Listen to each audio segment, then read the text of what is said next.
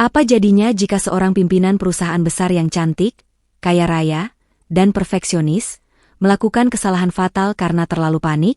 Berniat menjemput asisten pribadi baru di stasiun kereta untuk diajak ke pesta mantan, wanita ini justru salah menarik tangan seorang pemuda desa yang polos, lugu, dan baru pertama kali menginjakan kaki di Jakarta. Dari kesalahan masuk mobil inilah, takdir mereka berdua berubah selamanya. Sebuah kisah cinta yang diawali dari kesalahpahaman, diuji oleh perbedaan status sosial, dan dihangatkan oleh sepiring telur gulung pinggir jalan.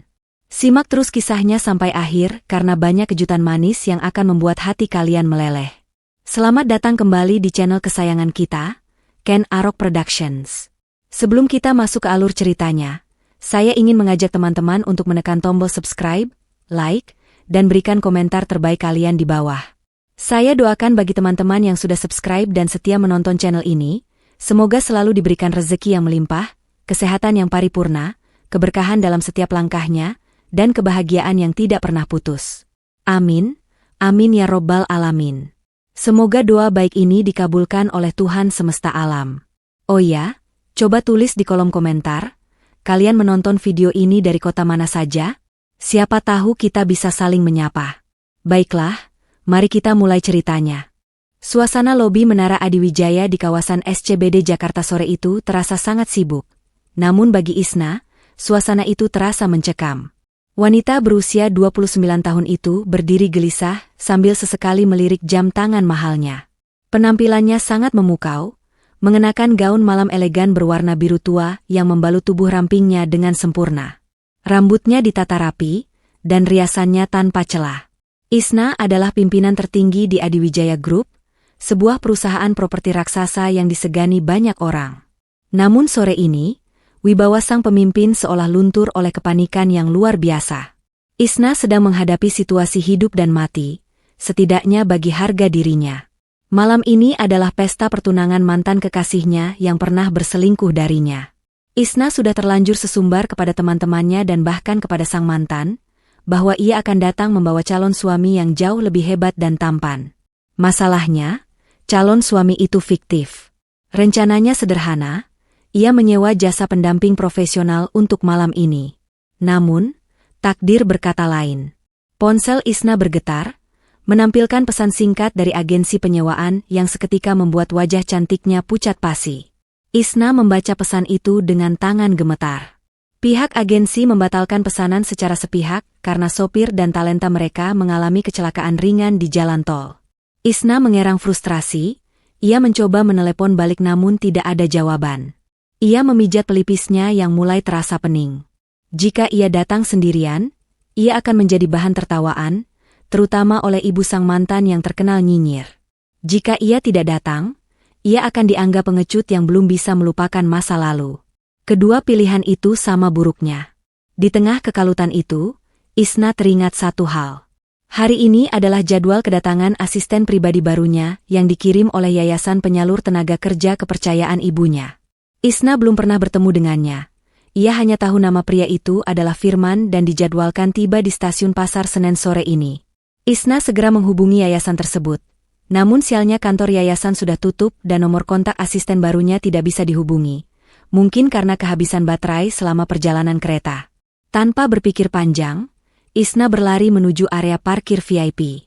Ia mengabaikan tawaran sopir kantornya dan langsung masuk ke dalam mobil sedan mewah miliknya. Ia akan menjemput asisten baru itu sendiri. Dalam benaknya, asisten bernama Firman itu bisa ia dandani sedikit dan dipaksa bersandiwara menjadi pasangannya malam ini. Toh, asisten itu butuh pekerjaan, dan Isna punya uang. Isna memacu mobilnya membelah kemacetan Jakarta yang menggila di jam pulang kerja. Klakson bersahutan membuat kepalanya semakin pening. Perjalanan dari SCBD menuju Pasar Senen terasa seperti neraka. Isna terus memukul setir mobilnya, karena lampu merah yang terasa sangat lama. Ia tidak boleh terlambat menjemput Firman, karena pria itu adalah satu-satunya harapan untuk menyelamatkan wajahnya di pesta nanti. Isna tidak peduli seperti apa rupa asistennya nanti, yang penting ia datang membawa gandengan. Dengan sisa waktu yang semakin menipis, Isna akhirnya melihat gerbang stasiun Pasar Senen yang padat dan semrawut. Jantungnya berpacu cepat, berharap rencananya tidak berantakan. Di pelataran stasiun Pasar Senen yang hiruk-pikuk, ribuan manusia tumpah ruah. Suara pengumuman keberangkatan kereta beradu dengan teriakan pedagang asongan dan deru mesin kendaraan umum. Di salah satu sudut trotoar yang agak teduh, berdiri seorang pemuda bernama Firman. Ia baru saja turun dari kereta ekonomi yang membawanya dari kampung halaman di Jawa Tengah. Penampilannya sangat sederhana namun rapi. Ia mengenakan kemeja putih lengan panjang yang sedikit kebesaran dan celana bahan kain berwarna hitam. Di kakinya terpasang sandal kulit yang sudah agak tipis namun tetap terlihat bersih, karena baru saja ia lap dengan tisu basah sebelum turun kereta. Di samping kakinya, tergeletak sebuah tas ransel kusam yang isinya penuh sesak, serta sebuah kardus mie instan yang diikat tali rafia dengan sangat kuat. Kardus itu berisi beras merah dan gula Jawa, oleh-oleh titipan ibunya untuk sang paman di Jakarta. Firman celingukan menatap layar ponsel jadulnya yang hanya menyisakan satu bar sinyal. Ia sedang menunggu jemputan dari Pak De Slamet, pamannya yang berjanji akan menjemput sore ini. Namun, sudah hampir 20 menit berlalu, belum ada tanda-tanda kehadiran sang paman maupun mobil bak terbuka yang biasa dipakai mengangkut sayur. Firman mencoba tetap tenang dan tersenyum pada orang yang lewat, meski keringat mulai membasahi punggungnya akibat udara Jakarta yang panas, lembab, dan penuh debu. Tepat di saat Firman sedang menyeka keringat di dahinya dengan lengan baju, sebuah sedan hitam mengkilap berhenti mendadak tepat di depan tempatnya berdiri. Mobil itu terlihat sangat mewah dan kontras dengan angkutan umum yang ngetem di sekitarnya. Kaca jendela mobil yang gelap itu turun perlahan, menampakkan wajah seorang wanita cantik yang terlihat sangat gusar dan panik. Itu adalah Isna. Mata Isna menyapu kerumunan dengan cepat dan tatapannya langsung terkunci pada Firman. Kemeja putih, celana hitam, dan tas besar, persis seperti ciri-ciri asisten pribadi yang disebutkan oleh pihak yayasan di telepon tadi. Tanpa membuang waktu, Isna langsung berteriak dari dalam mobil, mengabaikan tatapan orang-orang di sekitar. Firman, cepat masuk. Kita sudah terlambat. Teriak Isna dengan nada tinggi dan tegas yang tidak terbantahkan. Firman terlonjak kaget mendengar namanya dipanggil oleh orang asing. Ia menunjuk dadanya sendiri dengan wajah bingung, memastikan bahwa wanita cantik di dalam mobil mewah itu benar-benar berbicara kepadanya. "Saya, Bu?" tanya Firman ragu-ragu, suaranya sedikit tertelan bisingnya jalanan. "Iya, kamu. Siapa lagi yang namanya Firman dan pakai kemeja putih di situ? Cepat masuk, jangan bengong saja. Saya tidak bisa berhenti lama di sini, nanti diderek petugas. Ayo cepat." Bentak Isna lagi. Kali ini lebih keras karena klakson mobil di belakangnya mulai bersahutan tidak sabar. Firman yang polos seketika berpikir cepat. Ia menduga bahwa wanita ini pasti kerabat atau rekan kerja Pak De Slamet yang dimintai tolong untuk menjemputnya. Ia tidak menyangka pamannya yang hanya pedagang sayur memiliki kenalan yang menjemput dengan mobil sebagus ini. Mungkin Pak De sedang sibuk sekali sampai menyewa taksi mewah atau meminta tolong bosnya, pikir Firman dengan prasangka baik. Tidak ingin membuat orang menunggu lama dan semakin dimarahi pengemudi lain, Firman buru-buru mengangkat kardus dan tas beratnya. "Inggih, Bu. Maaf.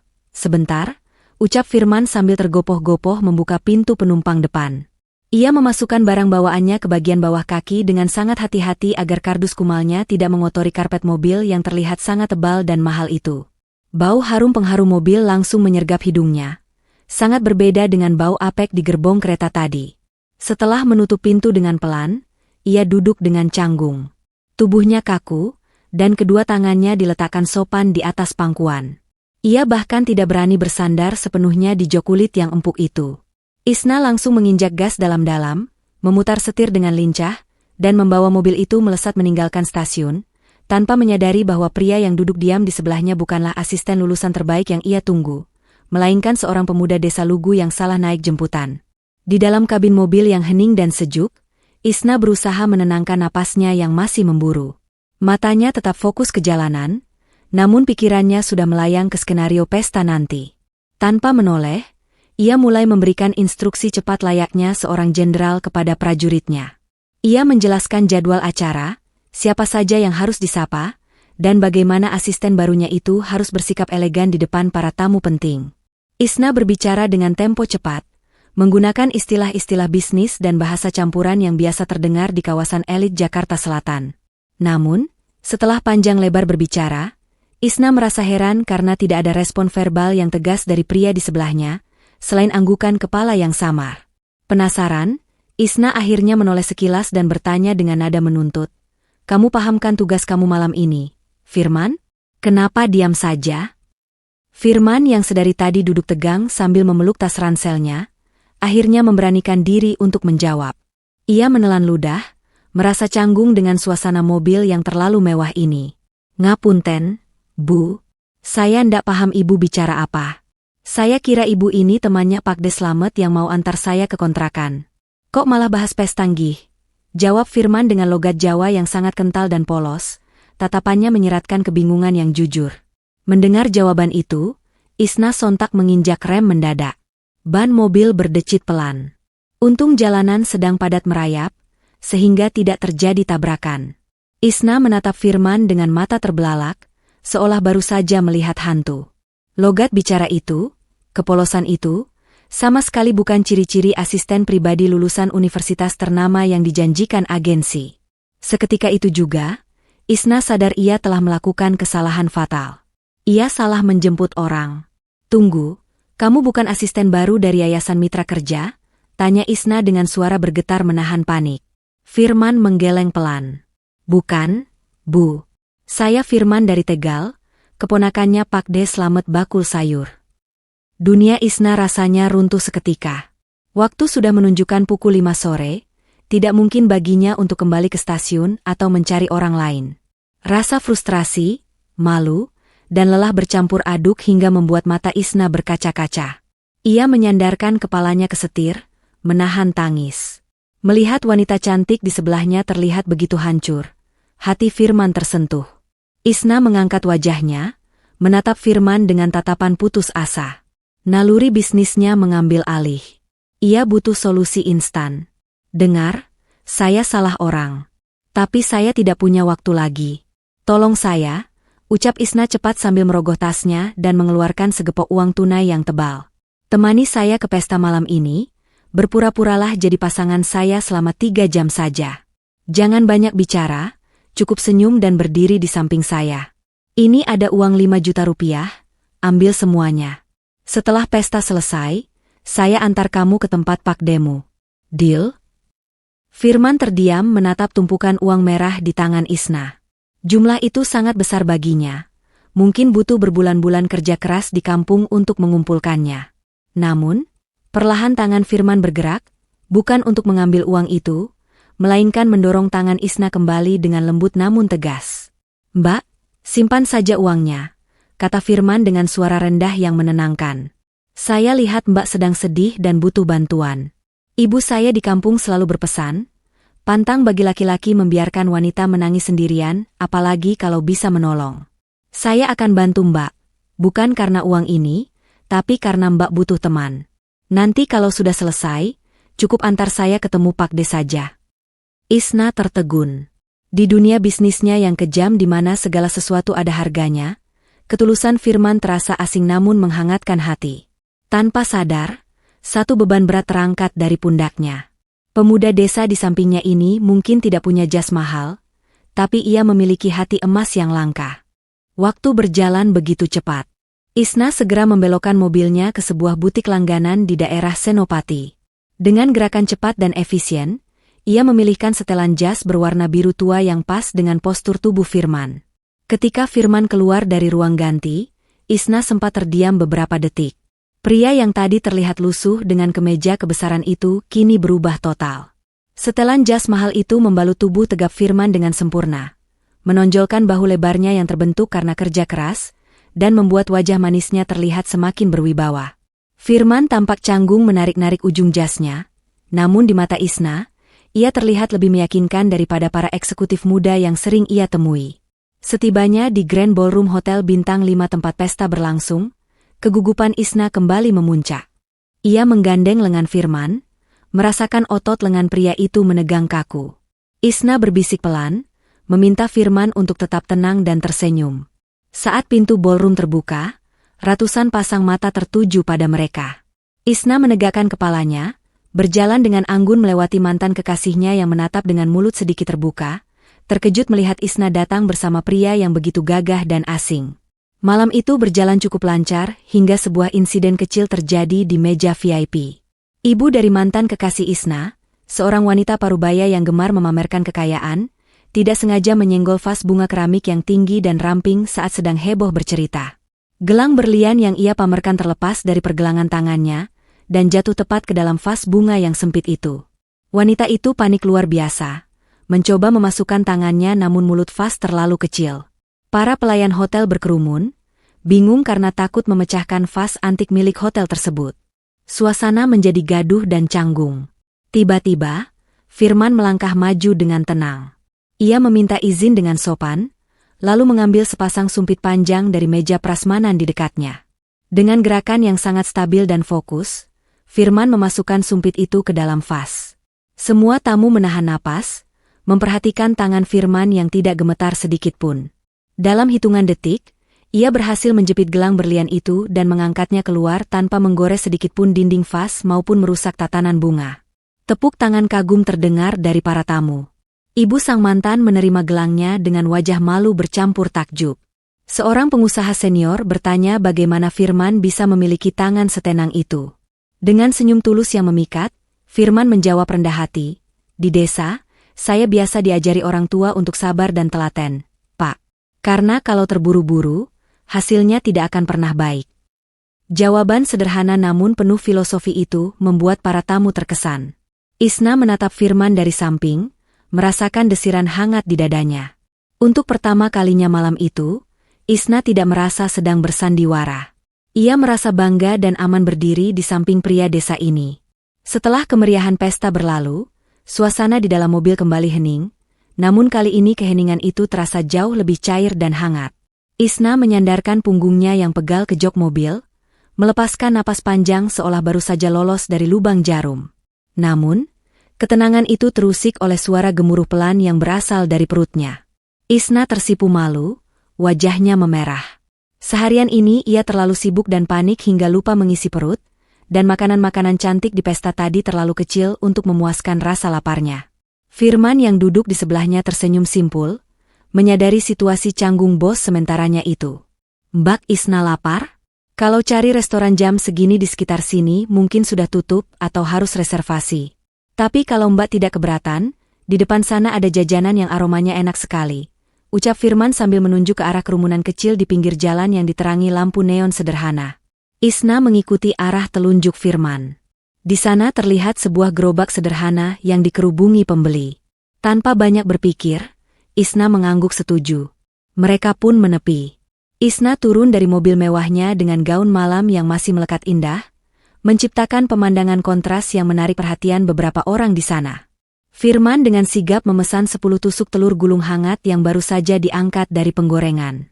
Uap panas mengepul, membawa aroma gurih telur dan minyak yang menggugah selera. Mereka duduk di bangku plastik panjang di trotoar. Isna memegang tusuk sate itu dengan ragu. Ini adalah kali pertama seumur hidupnya memegang jajanan rakyat seperti ini. Ia mencoba menggigit ujungnya dengan hati-hati, sangat takut lipstik mahalnya berantakan atau saus merah itu menetes ke gaunnya. Gerakannya kaku dan terlihat sangat ribet, membuat saus justru hampir menetes ke dagunya. Firman tertawa kecil melihat tingkah Isna yang seperti anak kecil baru belajar makan. "Mbak Isna, makannya jangan tegang begitu. Nanti telurnya jadi tidak enak karena grogi dimakan wanita cantik," canda Firman mencairkan suasana. "Begini loh caranya, dimiringkan sedikit, lalu tarik pelan-pelan. Jangan takut kotor, nanti bisa dilap." Firman mencontohkan dengan santai, menikmati makanannya dengan lahap dan nikmat.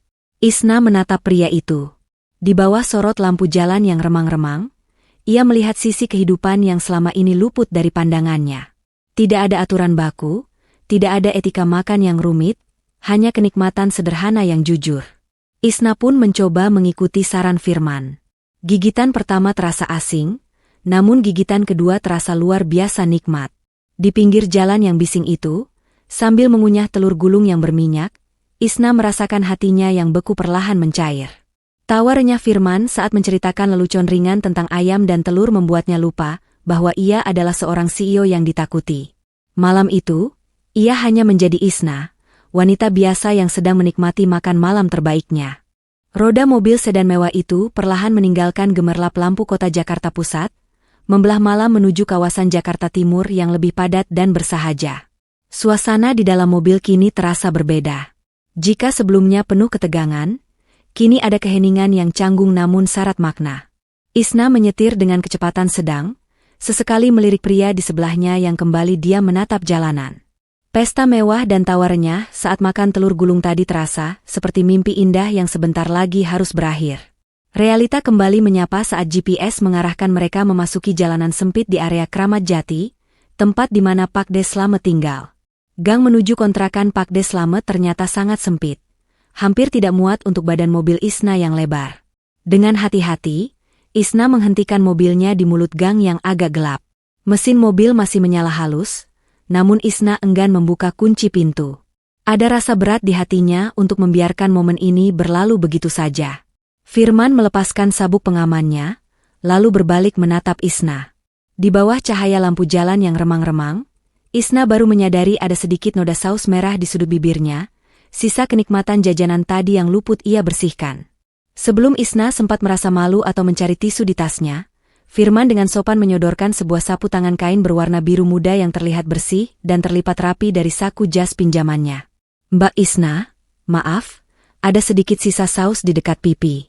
Pakai ini saja, bersih kok, baru saya cuci sebelum berangkat," ucap Firman lembut, menyodorkan sapu tangan itu tanpa menyentuh wajah Isna. Isna menerimanya dengan tangan yang sedikit gemetar.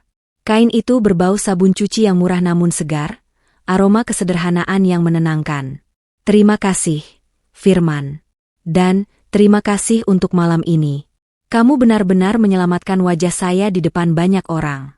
"Saya tidak tahu harus membalas dengan apa," kata Isna tulus, matanya menatap lekat mata teduh Firman. Firman tersenyum, sebuah senyuman yang tidak menuntut apa-apa. "Mbak Isna sudah memberikan saya pengalaman naik mobil mewah dan makan enak. Itu sudah lebih dari cukup. Saya pamit ya, Mbak. Hati-hati di jalan pulang, jangan ngebut." Tanpa menunggu jawaban lebih lanjut, Firman membuka pintu mobil. Ia mengambil tas ransel dan kardus mie instannya dari bagian bawah kaki, lalu melangkah turun ke aspal yang berdebu. Ia menutup pintu mobil dengan pelan, seolah takut menyakiti benda mahal itu. Firman sempat membungkuk sedikit memberi hormat, lalu berbalik badan dan berjalan mantap membelah kegelapan gang sempit itu. Isna terpaku di balik kemudi. Ia melihat punggung tegap Firman yang perlahan menghilang di telan bayangan malam. Seketika itu juga, kabin mobil yang ber-AC dingin itu terasa sangat kosong dan sepi. Isna menggenggam erat sapu tangan pemberian Firman, merasakan sebuah kehampaan yang aneh menyusup ke dalam hatinya, seolah ada bagian dari dirinya yang ikut pergi bersama pemuda desa itu. Di saat langit Jakarta masih gelap gulita dan sebagian besar penghuni kota metropolitan ini masih terlelap dalam mimpi indah mereka, kehidupan Firman justru baru saja dimulai. Jarum jam baru menunjuk angka 2 dini hari, namun suasana di pasar induk Kramat Jati sudah berdenyut kencang layaknya jantung yang tak pernah berhenti memompa. Ribuan lampu bohlam kuning menerangi tumpukan sayuran segar yang baru turun dari truk-truk ekspedisi. Aroma tanah basah, cabai segar, dan bawang merah bercampur menjadi satu, menciptakan aroma khas pasar yang menyengat namun penuh energi kehidupan. Firman tidak mengeluh sedikit pun meski tubuhnya masih terasa pegal sisa perjalanan jauh kemarin. Dengan sigap, ia membantu Pak De Slamet mengangkut karung-karung berisi kentang dan kol dari lapak grosir menuju mobil bak terbuka tua milik pamannya. Keringat mulai bercucuran membasahi kaos oblong yang ia kenakan, namun wajahnya tetap cerah. Otot-otot lengannya yang terbentuk alami karena kerja keras di sawah, kini kembali ditempa oleh beratnya karung sayur. Bagi Firman, ini adalah bentuk rasa syukur karena sudah memiliki pekerjaan halal di tanah rantau, tak peduli seberat apapun itu. Setelah muatan penuh, Firman beralih peran menjadi sopir. Ia duduk di balik kemudi mobil tua yang pendingin udaranya sudah mati, membelah jalanan Jakarta yang masih lengang menuju restoran-restoran langganan sang paman. Disinilah pesona Firman mulai bersinar. Jika biasanya para sopir pengantar sayur hanya menaruh barang lalu pergi dengan wajah masam karena mengantuk, Firman berbeda. Ia selalu menyapa pemilik warung atau koki yang menyambutnya dengan senyum lebar dan anggukan sopan. "Monggo, Bu Haji, ini sawi hijaunya masih segar, baru petik kemarin sore," sapa Firman ramah saat mengantar pesanan ke sebuah rumah makan Padang terkenal. Ia tidak sekadar menaruh keranjang, tapi juga membantu menyusunnya dengan rapi di dapur agar tidak menghalangi jalan. Sikap santun, wajah manis, dan kejujuran Firman saat menimbang barang membuat ia dengan cepat disukai oleh para pelanggan Pak De Slamet. Banyak pemilik restoran yang biasanya galak, kini menjadi lunak dan sering memberikan Firman uang tips atau sekadar segelas kopi panas. Firman menjalani rutinitas barunya sebagai sopir pengantar sayur dengan hati yang lapang, tanpa menyadari bahwa di belahan kota lain, ada seorang wanita kaya yang dunianya jungkir balik hanya karena merindukan senyum sederhananya itu.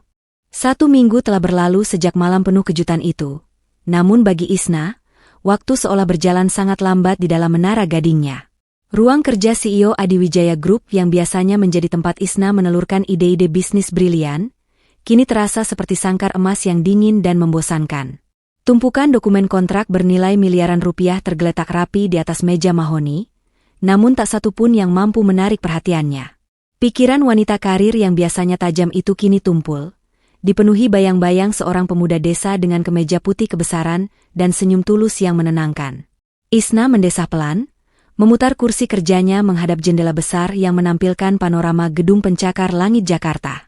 Di tangannya, ia masih menggenggam sapu tangan biru muda milik Firman. Kain itu sudah ia cuci bersih dan disetrika rapi. Namun Isna merasa seolah kehangatan pemiliknya masih tertinggal di sana. Ia merindukan momen sederhana makan telur gulung di pinggir jalan, jauh lebih merindukannya daripada makan malam mewah di restoran bintang 5 manapun. Ia merindukan perasaan dihargai bukan karena jabatannya, melainkan karena dirinya sebagai manusia biasa. Rasa rindu ini perlahan berubah menjadi gangguan yang membuat kinerjanya menurun. Isna sering melamun saat rapat direksi, bahkan sempat salah menyebut nama klien penting dengan nama Firman. Sadar bahwa ia tidak bisa terus begini, Isna memutuskan untuk bertindak. Namun, gengsi seorang CEO terlalu tinggi untuk sekadar datang tanpa alasan. Otak bisnisnya berputar cepat mencari alibi yang masuk akal. Ia segera menekan tombol interkom di mejanya, memanggil sekretaris pribadinya dengan nada tegas yang dibuat-buat. "Dinda, tolong ke ruangan saya sekarang. Bawa data supplier sayuran untuk kantin karyawan dan vendor catering kita," perintah Isna. Tak lama kemudian, sekretarisnya masuk dengan wajah bingung membawa tablet. "Ini datanya, Bu Isna. Tapi tumben sekali ibu mengurus detail dapur kantin? Biasanya ini urusan bagian umum." Isna berdehem, berusaha menutupi kegugupan di wajahnya dengan ekspresi serius. "Saya merasa kualitas makanan karyawan kita menurun belakangan ini. Kita butuh bahan baku yang lebih segar dan otentik. Saya dengar ada supplier bagus di pasar induk Ramat Jati yang punya reputasi baik. Coba kamu cari tahu pedagang sayur di sana yang namanya Pak De Slamet. Saya mau inspeksi langsung ke sana besok pagi. Siapkan jadwalnya." Sekretaris itu terbelalak kaget. "Ibu mau ke pasar induk? Becek dan Baulo, Bu. Apa tidak sebaiknya staf saja yang survei?" "Tidak. Pemimpin yang baik harus tahu kondisi lapangan sampai ke akarnya. Lakukan saja perintah saya," potong Isna cepat, menutup pembicaraan agar tidak ketahuan. Begitu pintu tertutup, Isna menghela napas lega sekaligus berdebar. Jantungnya berpacu lebih kencang daripada saat akan presentasi tender. Ia akhirnya punya alasan sah untuk mencari Firman. Sebuah rencana yang terdengar konyol bagi seorang konglomerat, namun sangat masuk akal bagi seorang wanita yang sedang jatuh cinta.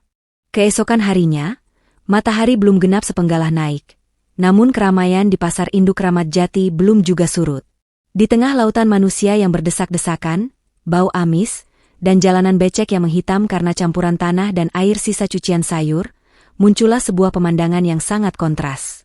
Isna berjalan tertatih-tatih di antara lorong pasar yang sempit. Meskipun ia sudah berusaha tampil, merakyat, dengan mengenakan kemeja kasual dan celana jeans, aura kemewahannya tidak bisa disembunyikan. Sepatu bot kulit bermerek internasional yang ia pakai tampak sangat asing menginjak lantai pasar yang licin itu. Isna memegang hidungnya sedikit dengan sapu tangan wangi, matanya bergerak liar mencari satu wajah di antara ribuan pedagang.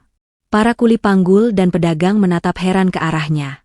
Jarang sekali ada wanita sekinclong Isna mau blusukan ke bagian dalam pasar grosir yang kumuh ini. Namun Isna tidak peduli. Jantungnya berdegup kencang bukan karena takut kotor, melainkan karena ia akhirnya melihat sosok yang dicarinya. Di sebuah lapak sayur yang cukup besar, terlihat Firman sedang sibuk menurunkan keranjang berisi wortel dari atas mobil bak terbuka. Pria itu mengenakan kaos oblong putih yang sudah agak kusam, dengan handuk kecil melingkar di lehernya. Keringat membasahi pelipis dan lehernya, membuat kulit sawo matangnya terlihat mengkilap di bawah sinar lampu gantung. Isna terpaku sejenak. Jika saat memakai jas Firman terlihat gagah bak pangeran, kini saat bekerja kasar, Firman terlihat sangat maskulin dan nyata. Tanpa sadar, Isna tersenyum tipis. Firman yang merasa diperhatikan, menoleh ke samping. Matanya membelalak kaget saat melihat Isna berdiri canggung di dekat tumpukan karung bawang, tampak seperti bunga mawar yang tumbuh salah tempat di tengah semak belukar. Firman buru-buru menyeka tangannya yang kotor ke celana, dan menghampiri Isna dengan wajah tak percaya. "Mbak Isna? Astaga, ngapain Mbak ada di sini? Ini tempat kotor loh. Mbak, nanti sepatunya rusak." Sapa Firman dengan nada khawatir yang tulus, tanpa ada sedikit pun rasa malu terlihat dalam kondisi berantakan.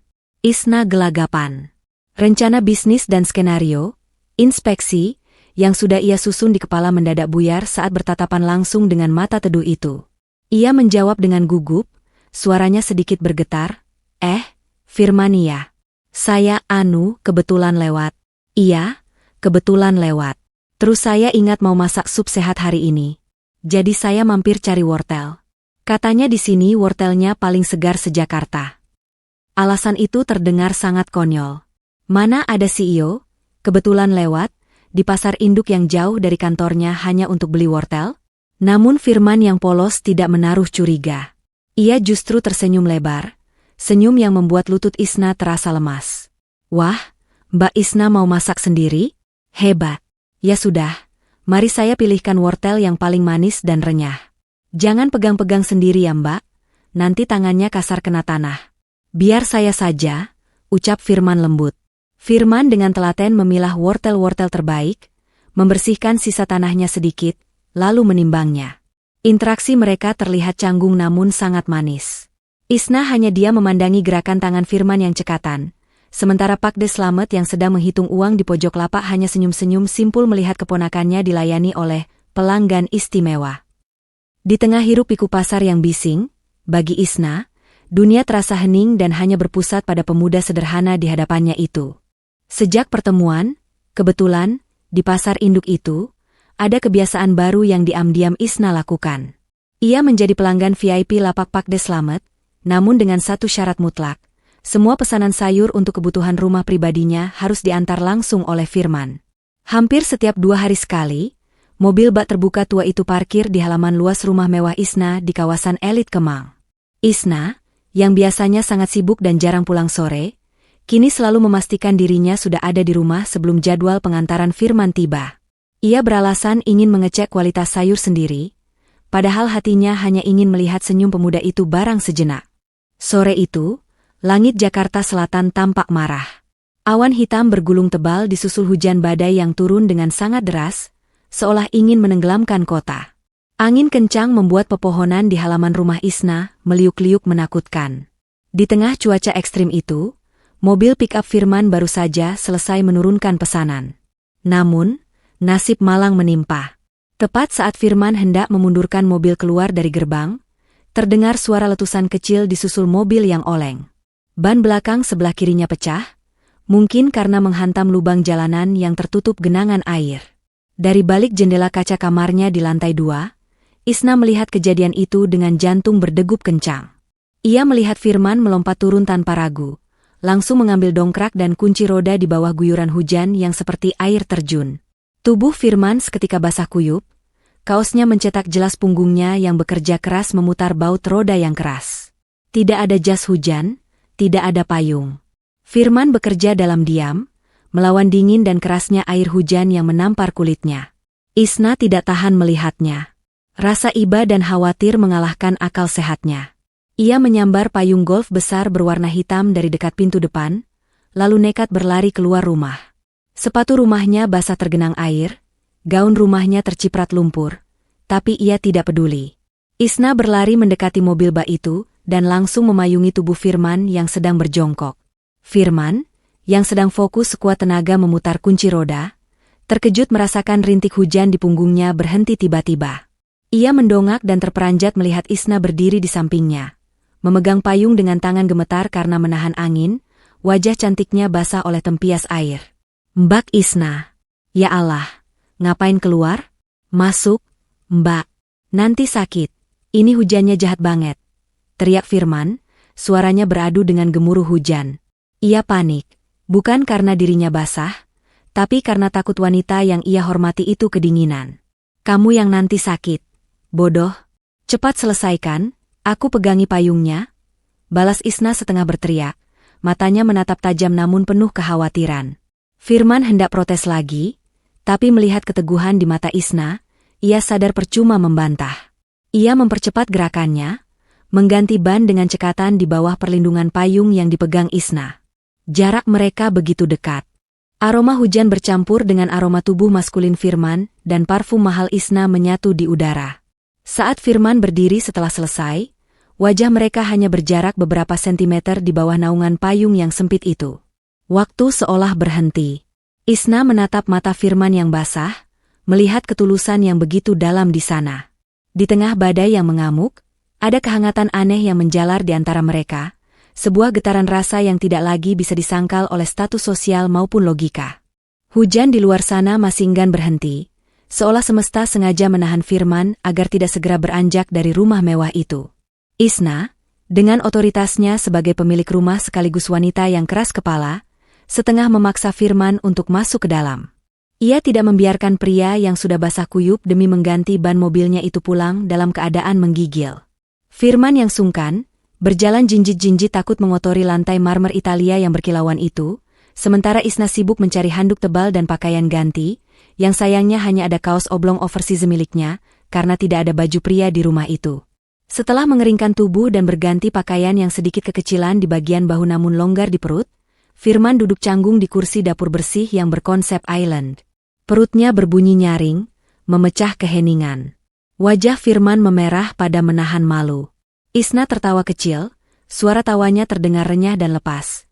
Sangat berbeda dengan tawa sopan yang biasa ia tampilkan di pesta bisnis. "Maaf ya, Mbak.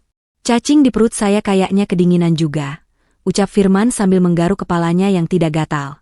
Melihat kulkas Isna yang penuh bahan makanan tapi jarang tersentuh, Firman menawarkan diri. "Mbak Isna belum makan malam kan? Boleh saya pinjam dapurnya sebentar? Saya masakkan sesuatu yang hangat.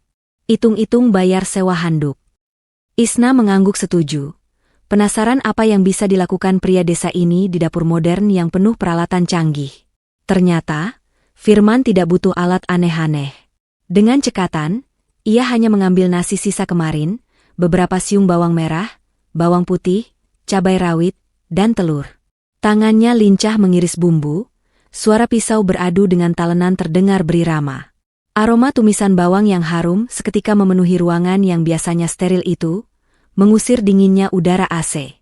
Tak lama kemudian, 2 piring nasi goreng kampung tersaji di meja. Tampilannya sangat sederhana, tanpa garnish mewah, hanya kerupuk kaleng sebagai pelengkap. Isna menyendok suapan pertama dengan ragu. Namun begitu nasi itu menyentuh lidahnya, matanya terbelalak.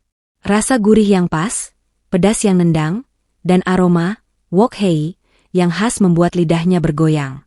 Ini jauh lebih nikmat daripada steak mahal yang sering ia makan. Isna makan dengan lahap, bahkan nambah sedikit. "Firman, ini enak banget. Serius, ini lebih enak dari makanan hotel bintang 5 langgananku. Kamu pakai bumbu rahasia apa sih? Kok rasanya bisa beda begini?" tanya Isna antusias sambil mengunyah. Firman tersenyum manis, menatap Isna yang makan dengan pipi menggembung lucu. Dengan nada suara yang rendah dan tatapan mata yang teduh, ia menjawab pelan, "Gak ada bumbu rahasia kok, Mbak. Bumbunya cuma bawang, garam, sama sedikit cinta." Uhuk. Isna langsung tersedak. Ia buru-buru meraih gelas air minum, wajahnya memerah sampai ke telinga. Bukan karena pedasnya cabai, tapi karena serangan gombalan maut yang keluar begitu saja dari mulut polos Firman. Jantung Isna berdetak tidak karuan. Di dapur mewah yang sunyi itu, sepiring nasi goreng sederhana telah berhasil menembus pertahanan hati sang CEO besi. Suasana hangat dan penuh canda tawa di ruang makan itu seketika pecah berkeping-keping, layaknya kaca jendela yang dihantam batu. Belum sempat Isna meredakan detak jantungnya akibat gombalan maut Firman, suara langkah kaki sepatu hak tinggi yang tegas menggema di lorong rumah. Pintu dapur terbuka lebar, menampilkan sosok wanita parubaya yang tampil glamor dari ujung rambut hingga ujung kaki. Itu adalah Mama Rina, ibu kandung Isna.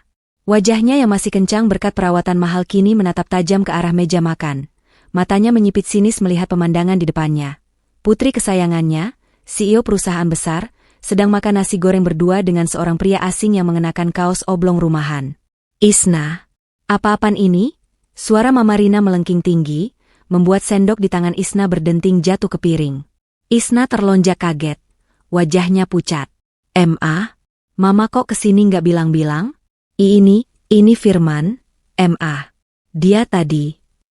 Belum selesai Isna menjelaskan, Mama Rina sudah melangkah masuk dengan angkuh. Matanya memindai Firman dari atas ke bawah dengan tatapan merendahkan, seolah sedang melihat kotoran yang menempel di sepatu mahalnya. Ia melirik keluar jendela, melihat mobil pick-up tua yang terparkir miring di halaman. Senyum sinis tersungging di bibirnya. "Oh, jadi ini sopir pengantar sayur yang sering dibicarakan satpam komplek? Berani sekali kamu masuk rumah anak saya dan duduk di meja makannya," ucap Mama Rina dengan nada dingin yang menusuk. "Dengar ya, anak muda. Saya tidak tahu apa motif kamu mendekati Isna. Mungkin kamu pikir bisa mengubah nasib dengan merayu wanita kaya. Tapi camkan ini, burung pipit tidak akan pernah bisa terbang bersama burung merak. Derajat kalian itu beda, bagaikan langit dan bumi. Tahu diri sedikit." Kalimat itu meluncur tajam, menghujam tepat ke ulu hati Firman. Ruangan itu hening seketika. Isna yang biasanya tegas di kantor, kini gemetar menahan marah dan malu. Ia hendak membentak ibunya, namun gerakan tangan Firman menghentikannya. Firman perlahan berdiri. Wajahnya tidak menunjukkan kemarahan, hanya ada ketenangan yang menyeratkan luka yang dalam. Ia merapikan piring bekas makannya, lalu menatap Mama Rina dengan sorot mata yang teduh namun berwibawa. Tidak ada rasa takut di sana, hanya rasa hormat yang dipaksakan demi sopan santun. "Ngapunten, Ibu. Maafkan kelancangan saya. Tidak ada niat sedikit pun di hati saya untuk memanfaatkan Mbak Isna. Saya hanya menumpang berteduh dan memastikan Mbak Isna makan," ucap Firman dengan suara rendah yang stabil. Kemudian, Firman melakukan hal yang membuat Mama Rina tertegun. Ia mendekat, membungkuk sopan, dan meraih tangan kanan Mama Rina untuk dicium punggung tangannya. Sebuah gestur penghormatan tertinggi orang muda kepada orang tua dalam adat Jawa. Mama Rina yang kaget refleks menarik tangannya kembali. Namun ia sempat merasakan ketulusan dari gestur itu. "Saya pamit, Bu. Terima kasih tumpangannya, Mbak Isna." "Assalamualaikum," ucap Firman pelan. Ia tidak menoleh lagi, berjalan tegak keluar dari pintu dapur, menembus hujan yang masih rintik-rintik di luar sana, meninggalkan Isna yang kini menatap ibunya dengan air mata amarah yang siap tumpah. Hati Isna hancur melihat pria sebaik itu diusir dari rumahnya sendiri. Hari-hari setelah kejadian memalukan di ruang makan itu berjalan bak siput yang merayap di atas pecahan kaca, lambat dan menyakitkan. Isna kembali menjadi sosok ratu besi di kantornya. Ia datang lebih pagi, pulang paling larut, dan memarahi karyawan untuk kesalahan sekecil apapun. Namun, di balik topeng ketegasannya yang dingin, semua orang bisa melihat ada mendung kelabu yang menggantung di wajah sang CEO. Ruang kerjanya yang luas terasa mencekik, dan rumah mewahnya di Kemang terasa lebih sunyi dari kuburan. Tidak ada lagi pesan singkat yang menanyakan kabar, tidak ada lagi aroma nasi goreng kampung yang menggugah selera, dan yang paling menyiksa, tidak ada lagi mobil pick-up tua yang parkir di halaman rumahnya. Firman benar-benar menepati kata-katanya untuk tahu diri. Ia menarik garis batas yang tegas dan tebal. Setiap kali jadwal pengantaran sayur ke rumah Isna tiba, yang datang bukanlah pemuda manis dengan senyum teduh itu, melainkan seorang bapak tua bergigi ompong, karyawan lain Pak De Slamet. Sore itu, Isna sudah tidak tahan lagi. Saat mobil pengantar sayur datang, ia langsung berlari keluar rumah, mengabaikan gengsinya. Namun, kekecewaan kembali menghantam dadanya saat melihat wajah asing yang turun dari mobil. "Pak, mana Firman? Kenapa seminggu ini dia tidak pernah muncul?" tanya Isna dengan nada mendesak, hampir terdengar putus asa. Bapak tua itu menggaruk kepalanya yang tertutup peci, tampak sungkan. Ngapunten, Bu Isna. Mas Firman bilang dia ndak bisa antar ke sini lagi. Katanya dia takut bikin kotor rumah ibu, takut bikin ibu malu. Dia minta saya saja yang gantiin seterusnya. Jawaban itu bagaikan tamparan keras bagi Isna. Kalimat itu jelas mengulang hinaan ibunya tempo hari. Firman bukan marah, dia justru merasa rendah diri, dan itu membuat hati Isna jauh lebih sakit daripada jika Firman membalas dengan amarah. Isna sadar, ia telah kehilangan satu-satunya orang yang memandangnya sebagai manusia utuh, bukan sebagai mesin pencetak uang. Malam harinya, Isna duduk termenung di balkon kamarnya, menatap layar ponsel yang menampilkan nomor kontak Firman. Jarinya ragu-ragu di atas tombol panggil. Bayangan wajah Firman yang terluka namun tetap sopan terus menghantuinya. Isna membanting ponselnya ke kasur dan mengacak-acak rambutnya frustrasi. Ia sadar, ia tidak butuh asisten yang sempurna, ia tidak butuh rekan bisnis yang kaya raya. Ia butuh Firman. Ia butuh ketenangan yang hanya bisa diberikan oleh pria desa itu. Ego dan gengsi yang selama ini ia bangun setinggi langit, runtuh seketika oleh rasa rindu yang menyesakkan dada. Malam itu, Isna membuat keputusan nekat. Jika Firman mundur 1000 langkah karena sadar diri, maka Isna yang akan maju 10.000 langkah untuk menjemput hatinya kembali. Malam semakin larut, jarum jam sudah merangkak naik melewati angka 10, namun Isna justru memacu mobilnya menembus jalanan Jakarta Timur yang mulai lengang. Destinasinya bukan pusat perbelanjaan atau klub malam elit, melainkan sebuah gang sempit di kawasan Kramat Jati yang pernah ia kunjungi sekali dulu. Hatinya bergemuruh, campuran antara nekat dan takut akan penolakan. Isna memarkir mobil mewahnya di mulut gang, mengabaikan tatapan heran beberapa warga yang sedang ronda. Dengan langkah pasti namun sedikit gemetar, Isna berjalan menyusuri gang yang lembab dan remang-remang itu. Aroma got dan masakan rumah tangga yang menyengat tidak lagi mengganggunya. Fokusnya hanya satu, pintu kontrakan bercat biru pudar di ujung jalan. Sesampainya di sana, pemandangan yang menyambutnya membuat hati Isna mencelos. Di teras kontrakan yang sempit, di bawah sorot lampu bohlam 5 watt yang kuning suram, Firman sedang duduk termenung di atas kursi plastik tua. Tidak ada senyum cerah yang biasa ia pamerkan. Pria itu tampak menunduk, memainkan ujung kaosnya dengan tatapan kosong, seolah beban dunia sedang menindih bahunya yang tegap. Isna berdiri mematung sejenak, menahan napas melihat kesedihan yang terpancar jelas dari sosok pria yang dicintainya itu. Firman, panggil Isna lirih, suaranya hampir tercekat. Firman tersentak kaget, nyaris melompat dari kursinya. Matanya membelalak tak percaya melihat Isna berdiri di hadapannya, lengkap dengan pakaian kerja yang masih rapi namun wajah yang lelah. Mbak Isna? Astaga, ngapain malam-malam kesini sendirian? Bahaya, Mbak. Di sini banyak preman kalau malam, ucap Firman panik, naluri melindunginya langsung muncul meski ia masih canggung. Isna tidak menjawab peringatan itu. Ia justru melangkah maju, mendekat hingga jarak mereka hanya tinggal 1 langkah. Ia menatap lurus ke dalam mata Firman, menyingkirkan segala ego dan gengsi yang selama ini menjadi tamengnya. Kamu curang, Firman, ucap Isna, suaranya bergetar menahan tangis. Kamu datang ke hidup saya, mengajari saya makan telur gulung, membuatkan saya nasi goreng enak, bikin saya merasa nyaman dan dihargai. Lalu tiba-tiba kamu pergi begitu saja cuma karena omongan mama saya?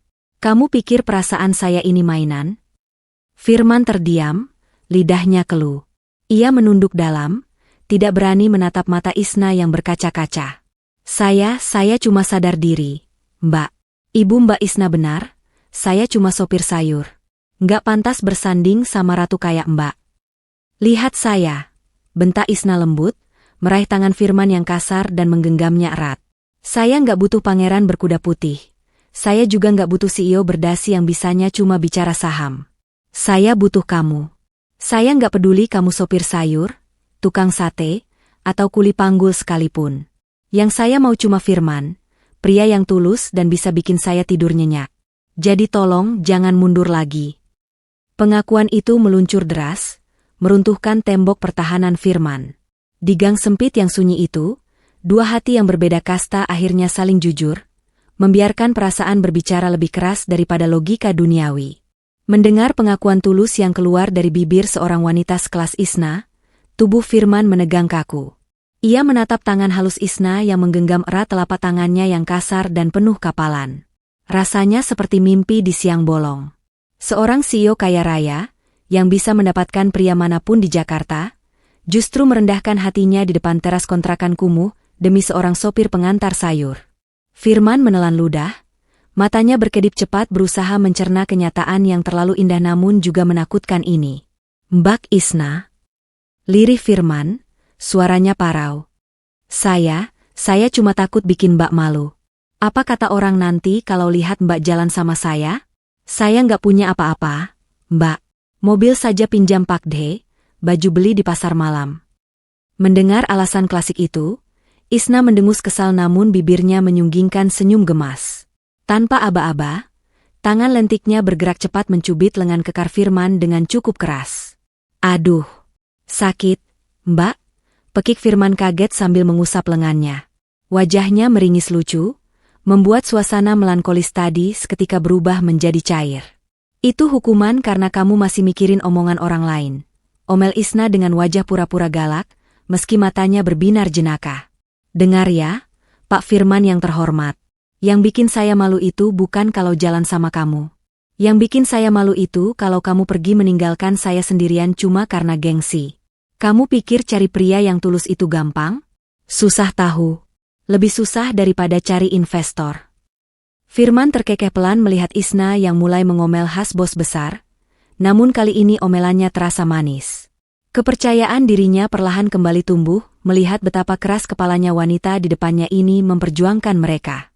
Inggih ampun, bos," jawab Firman sambil tersenyum lebar, menampakkan deretan giginya yang rapi. "Terus, saya harus panggil apa kalau bukan Mbak? Masa panggil bos?" Isna melipat kedua tangannya di dada, menatap Firman dengan tatapan menantang yang menggoda. "Jangan panggil Mbak, berasa tua saya. Dan jangan panggil bos kalau di luar kantor. Panggil Isna saja. Titik." Firman tampak ragu, lidahnya terasa keluh untuk memanggil nama langsung tanpa embel-embel penghormatan. Budaya santunnya memberontak. "Waduh, berat itu, Mbak, Isna. Rasanya kualat kalau nggak pakai Mbak." "Belajar," tegas Isna sambil tertawa kecil. "Pokoknya kita baikan. Dan awas ya kalau kamu menghilang lagi kayak hantu. Kalau kamu berani kabur lagi, saya borong semua sayuran pakde slamet biar kamu lembur terus sampai tua." Ancaman konyol itu disambut tawa lepas keduanya. Di bawah lampu teras yang redup, tembok penghalang status sosial itu akhirnya runtuh sepenuhnya, digantikan oleh jembatan pengertian yang dibangun dengan canda tawa dan keberanian untuk saling menerima. Malam itu, mereka tidak lagi menjadi CEO dan sopir, melainkan dua manusia yang sedang belajar mengejar kata cinta dengan cara mereka sendiri yang unik. Akhir pekan pun tiba, menjadi saksi bisu kencan resmi pertama mereka yang jauh dari kesan mewah. Jika biasanya Isna menghabiskan Sabtu malam dengan makan malam di restoran fine dining atau menghadiri pameran seni eksklusif, kali ini ia justru menyeret Firman ke Ancol, tepatnya ke dunia fantasi alias Dufan. Isna ingin membuktikan bahwa di balik setelan blazer kerjanya yang kaku, ia juga bisa bersenang-senang layaknya pasangan muda pada umumnya. Mereka berdua tampil santai, Firman dengan kaos polo rapi dan celana jeans, sementara Isna mengenakan kaos putih polos dan celana kulot yang nyaman, meski tas selempang yang dipakainya tetap berharga puluhan juta rupiah. Dengan penuh percaya diri, Isna menantang Firman untuk menaiki wahana kora-kora. "Masa laki-laki takut naik perahu ayun?" Lede Isna saat melihat Firman sedikit ragu menatap wahana raksasa yang berayun mengerikan itu. Namun, karma memang datang begitu cepat. Saat perahu itu mulai berayun semakin tinggi hingga mencapai kemiringan 90 derajat, wajah sombong Isna seketika luntur berganti pucat pasi.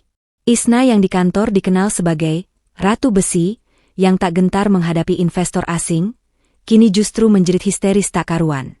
Matanya terpejam rapat, dan tanpa sadar, tangannya mencengkeram lengan kekar Firman dengan sangat kuat, seolah nyawanya bergantung di sana. "Firman, stop! Bilang ke abangnya udahan. Aku mau turun," teriak Isna di tengah deru angin, suaranya hilang timbul tertelan jeritan penumpang lain. Di sebelahnya, Firman justru tertawa lepas melihat tingkah sang CEO. Namun, ia tidak membiarkan Isna ketakutan sendirian. Dengan lembut, Firman menggenggam balik tangan Isna yang dingin berkeringat, lalu menepuk-nepuk punggung tangannya menenangkan. Buka matanya, Isna. Lihat langitnya, bagus loh. Nggak usah takut, ada aku di sini. Aku pegangin kenceng, nggak bakal jatuh. Ucap Firman setengah berteriak. Suaranya terdengar tenang dan meyakinkan di telinga Isna.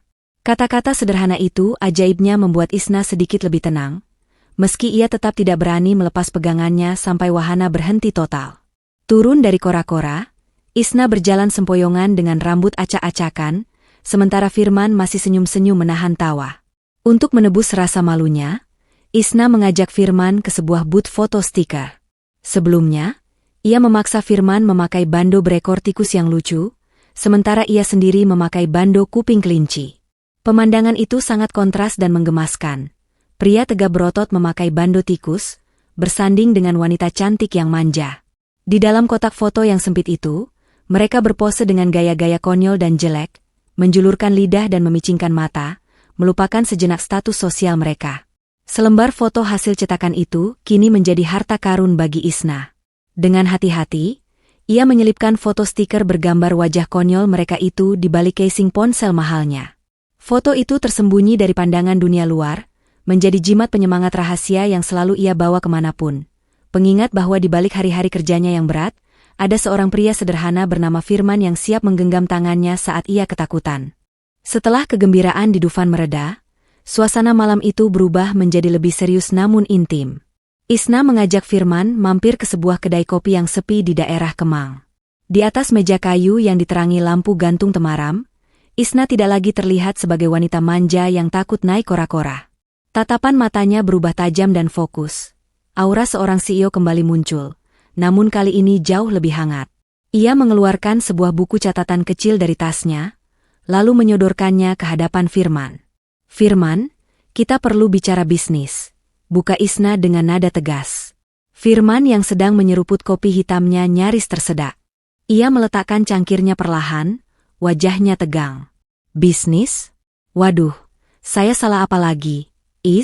Apa saya ada utang yang belum dibayar? Isna menggeleng sambil tersenyum tipis. Bukan utang masa lalu, tapi investasi masa depan. Dengar, aku sudah mencicipi masakanmu. Nasi goreng waktu itu, dan caramu memilih bahan di pasar. Kamu punya bakat, Firman. Kamu punya lidah yang peka dan tangan yang ajaib. Sangat sayang kalau bakat itu cuma habis di jalanan sebagai sopir. Isna membuka buku catatannya, memperlihatkan sketsa kasar sebuah logo warung makan dan hitungan-hitungan sederhana. Aku mau jadi investor kamu. Aku mau kamu buka usaha kuliner sendiri. Warung sate kambing dengan resep kakekmu yang pernah kamu ceritakan. Aku yang siapkan modalnya, kamu yang kelola operasionalnya 100%. Wajah Firman berubah pias. Ia langsung mendorong buku itu kembali ke arah Isna. Harga dirinya sebagai laki-laki terusik. Enggak, saya nggak bisa. Nanti apa kata orang? Sopir sayur dipodalin pacar kayaknya? Saya nggak mau dibilang laki-laki matre yang cuma numpang hidup. Maaf, saya nggak bisa terima. Isna sudah menduga penolakan ini. Ia tidak menyerah. Ia memajukan tubuhnya, menatap Firman lekat-lekat. Ini bukan sedekah, Firman. Ini bisnis. Aku pebisnis, aku nggak pernah buang uang cuma-cuma. Aku lihat potensi keuntungan di kamu. Kalau kamu menolak, berarti kamu meragukan insting bisnisku.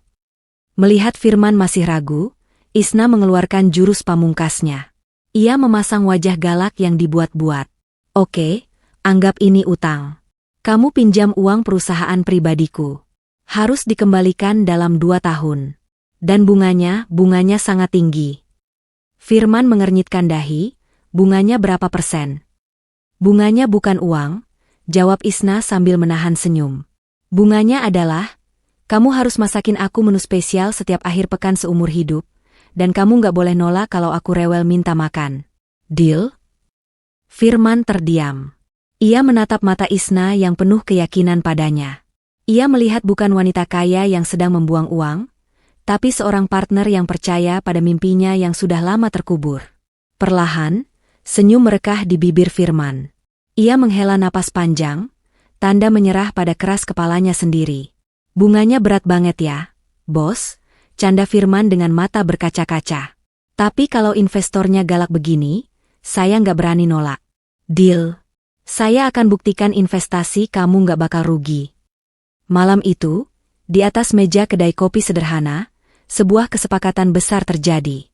Bukan hanya tentang uang dan warung sate, tapi tentang dua manusia yang saling menggantungkan mimpi dan harapan untuk masa depan bersama.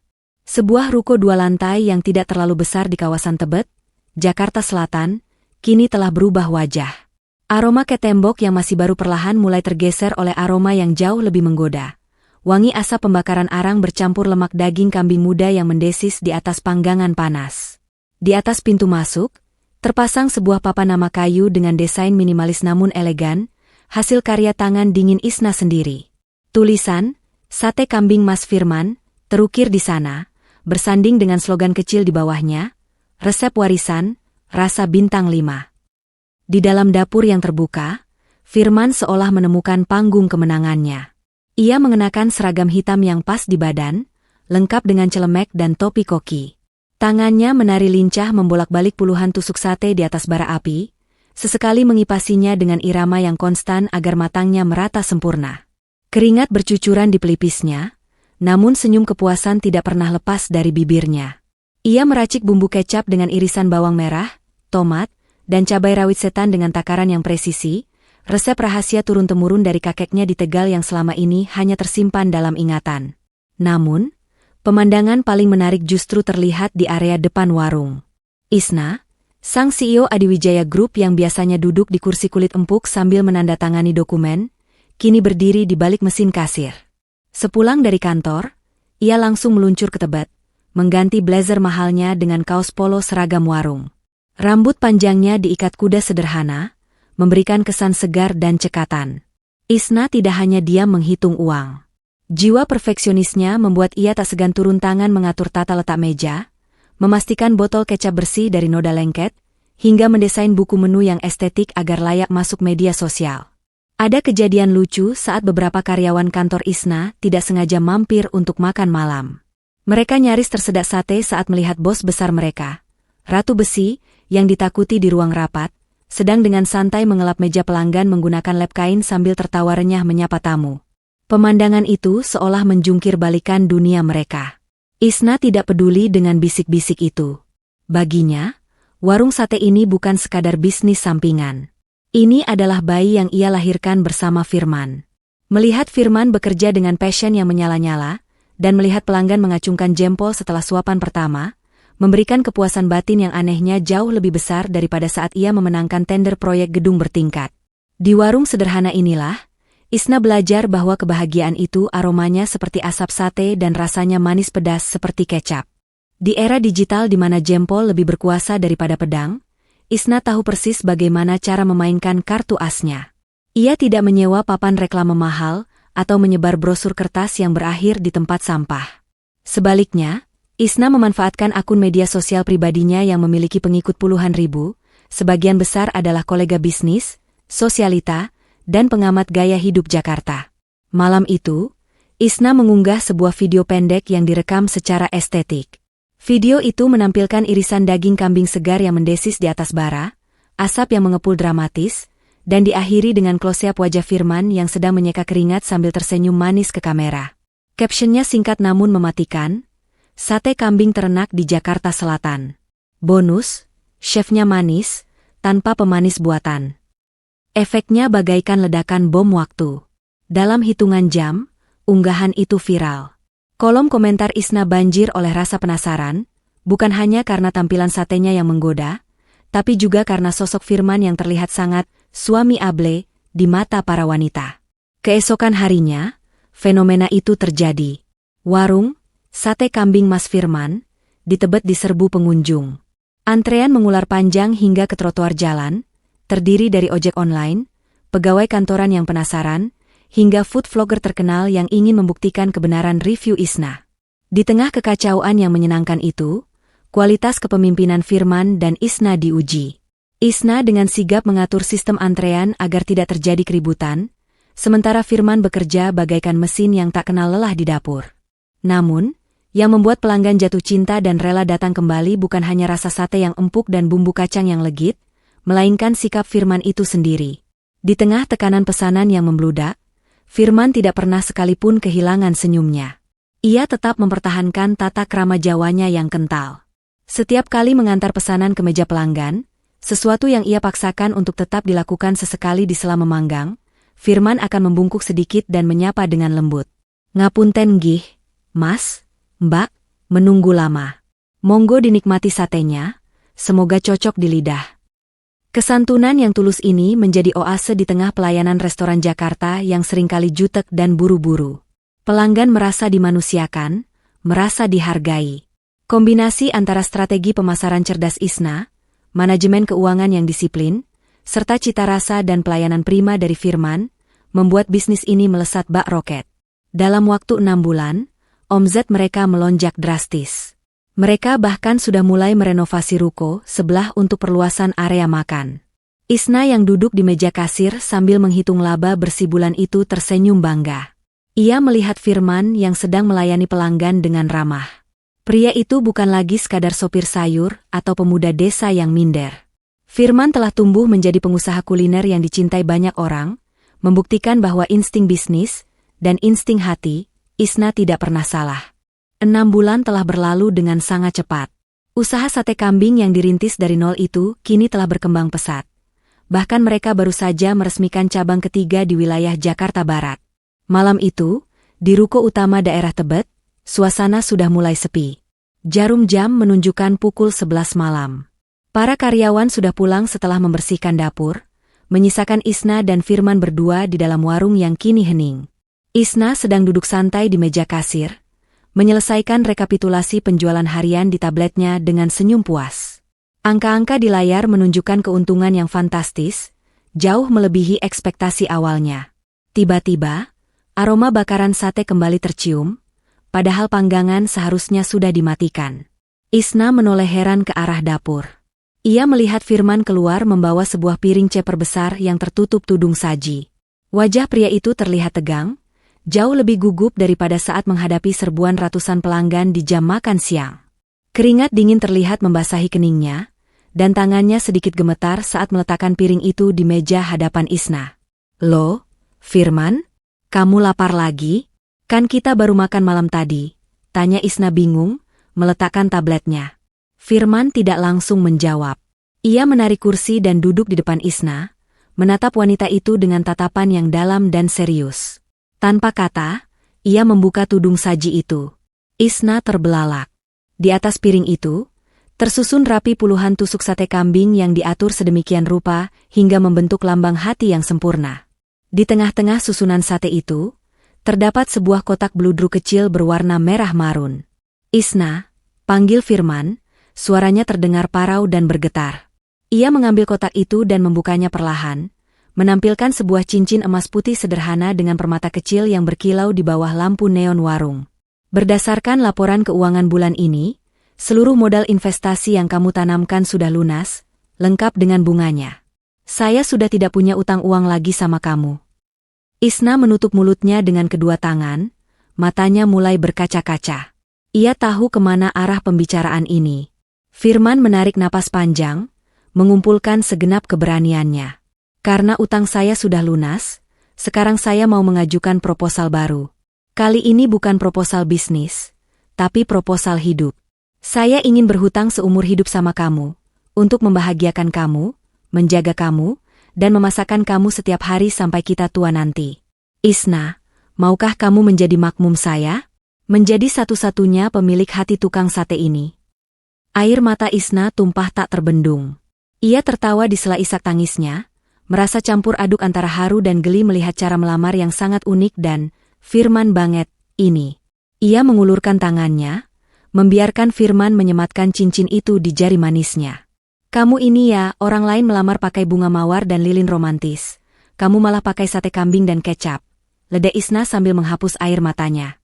"Tapi, karena satenya enak dan kokinya ganteng, proposal kamu saya terima. Awas ya kalau masakan kamu nanti jadi nggak enak setelah nikah." Firman menghembuskan napas lega yang luar biasa, seolah beban ribuan ton baru saja diangkat dari pundaknya. Ia tersenyum lebar, senyum paling bahagia yang pernah Isna lihat.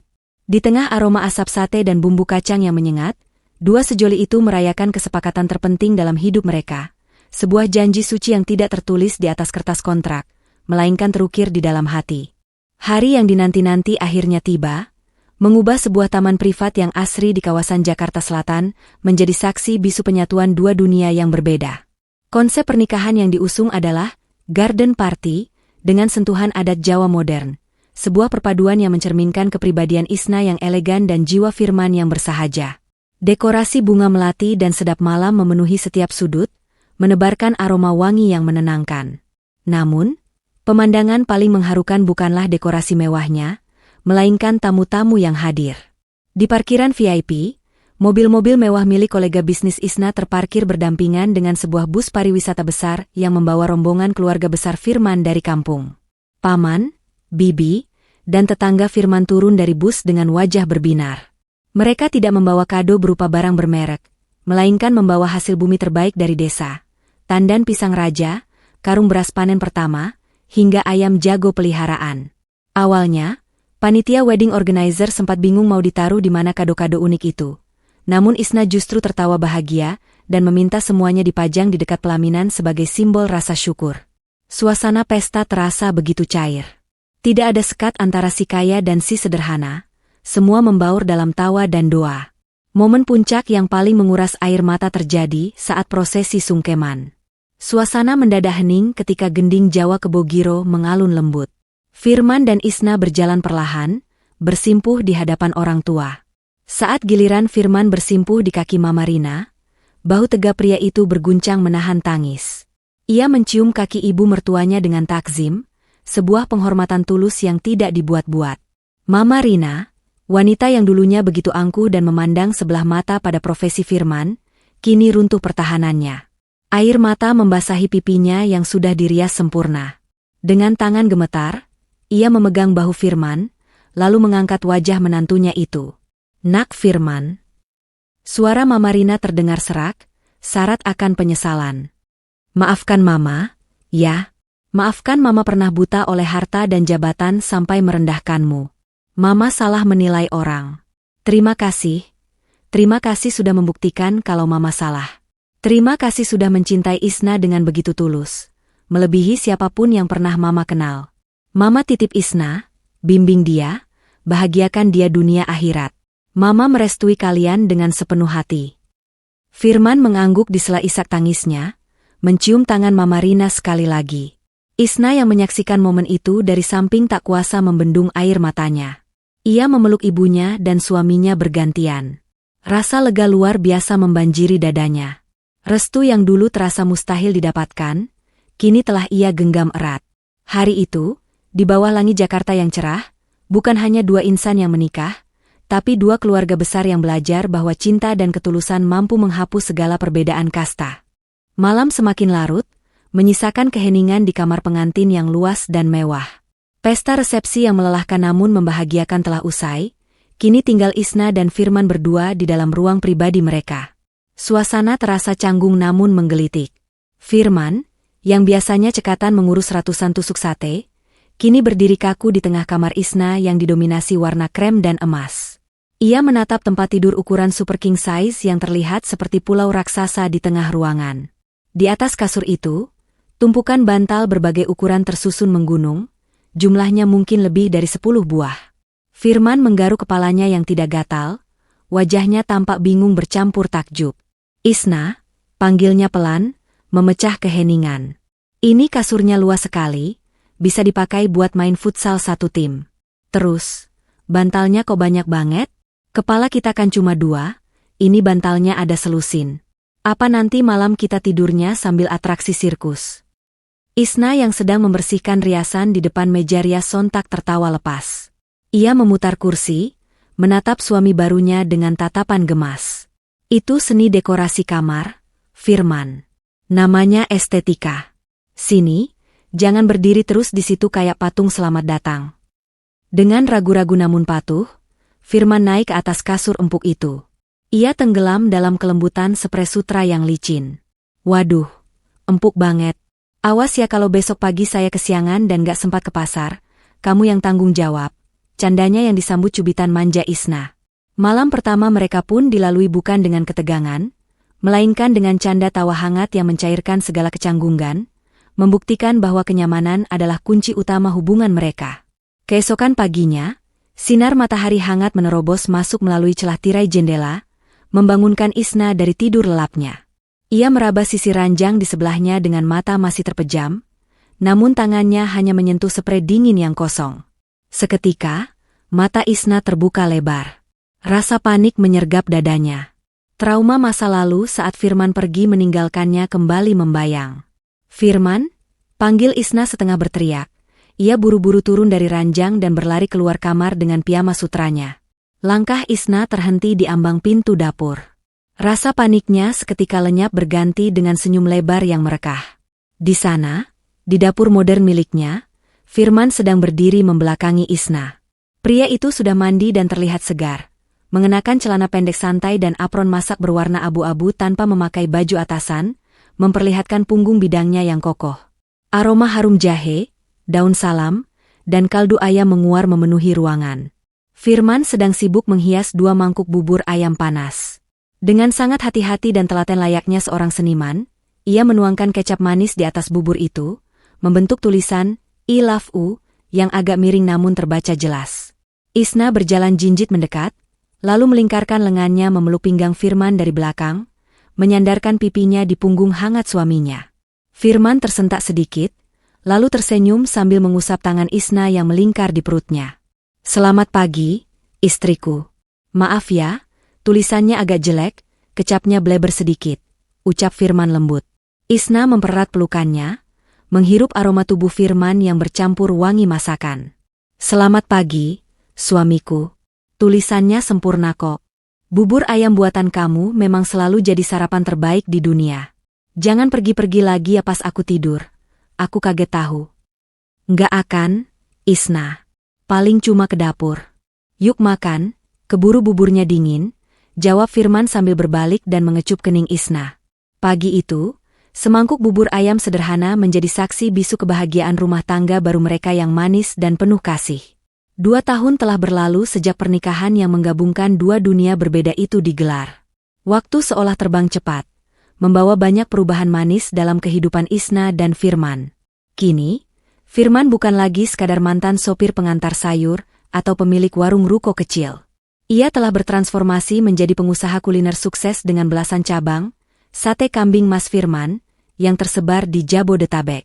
Namun, meski rekening banknya kini sudah membengkak, sosok Firman tetaplah sama. Pria sederhana yang hangat, rendah hati, dan selalu mendahulukan keluarganya di atas segalanya. Sore itu, di sebuah taman kota yang rindang di Jakarta Selatan, pemandangan keluarga kecil mereka tampak begitu sempurna. Isna, yang masih menjabat sebagai CEO Adiwijaya Group, terlihat jauh lebih santai. Ia tidak lagi mengenakan gaun kaku atau sepatu hak tinggi yang menyiksa di akhir pekan. Isna duduk di atas tikar piknik mengenakan kaos oblong dan celana kulot, memangku seorang balita laki-laki gembul yang sedang asyik mengunyah biskuit bayi. Wajah, Ratu Besi, yang dulu ditakuti karyawan kini telah berganti menjadi wajah seorang ibu yang penuh kasih dan kelembutan. Di hadapan mereka, Firman datang membawa 3 tusuk telur gulung hangat yang baru saja dibelinya dari pedagang keliling di pinggir taman. Ia duduk di samping Isna, lalu menyodorkan jajanan legendaris itu ke mulut istrinya. Ayo, bos, buka mulutnya. Ini telur gulung spesial, obat awet muda, goda Firman sambil tersenyum jahil. Isna tertawa renyah, menerima suapan itu dengan lahap tanpa takut lagi lipstiknya berantakan. Kamu ini ya, Mas, istrinya CEO, tapi diajak jajanannya telur gulung terus. Nanti kalau ada wartawan lihat gimana? Biarin saja, jawab Firman santai sambil mengelus pipi gembul anak mereka. Biar dunia tahu, kalau bahagia itu nggak harus mahal. Bahagia itu sederhana. Cukup duduk berdua sama kamu dan jagoan kecil kita, sambil makan telur gulung sore-sore. Iya kan, nak? Anak balita itu berceloteh riang seolah setuju dengan ayahnya, membuat Isna dan Firman tertawa bahagia. Isna menatap wajah suaminya lekat-lekat. Ia merenung sejenak, mengingat kembali kejadian 2 tahun lalu. Betapa lucunya takdir bekerja. Jika saja sore itu sopir sewaannya tidak membatalkan pesanan, atau jika saja ia tidak panik dan salah mengenali orang di stasiun Pasar Senen, mungkin hidupnya tidak akan sebahagia ini. Isna menyandarkan kepalanya di bahu kokoh Firman, menikmati semilir angin sore yang menyejukkan. Dalam hati ia bersyukur sedalam-dalamnya. Kesalahannya menjemput orang asing di stasiun waktu itu ternyata adalah kesalahan paling indah dan paling benar yang pernah ia lakukan seumur hidupnya. Ia tidak hanya menemukan pendamping pesta, tapi ia menemukan rumah untuk hatinya berpulang. Dan disinilah kisah mereka bermuara, bukan di istana megah yang dingin, melainkan dalam kehangatan cinta yang sederhana namun abadi. Terima kasih sudah mengikuti kisah cinta Isna dan Firman dari awal hingga akhir. Semoga kisah ini mengingatkan kita bahwa cinta sejati tidak memandang harta atau tahta, melainkan ketulusan hati. Sampai jumpa di cerita seru lainnya, hanya di channel Ken Arok Productions. Jangan lupa bersyukur dan bahagia selalu.